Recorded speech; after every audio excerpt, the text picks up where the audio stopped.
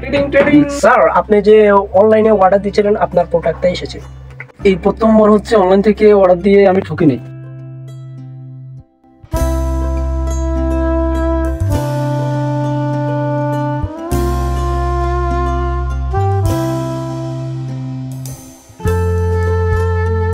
देखा आपने लापरवाही का नतीजा है।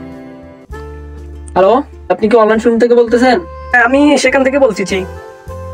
আমি যে একটা ফোন অর্ডার দিছি আপনাদের অনলাইন শোরুমের মাধ্যমে, এখন আমার ফোনটা তো ঠিকঠাক আসে নাই। আমি একটা বড় ফোন অর্ডার দিছি, একটা দামি ফোন অর্ডার দিছি। এটা কি ফোন দিলেন? সরি স্যার, আপনার ফোন বিদেশ থেকে আস্তে আস্তে ছোট হয়ে গিয়েছে। স্যার আপনি এর চেয়েও আরো দামি ফোন অর্ডার করবেন। আচ্ছা, আমি সর্বোচ্চ যে বড় ফোনটা আছে ওটা অর্ডার দিচ্ছি, আমাকে আর ঠকাবেন না। ওকে স্যার, নেক্সট টাইম আর হবে না। দেখি এবার ঠিকঠাক আসছে ফোনটা।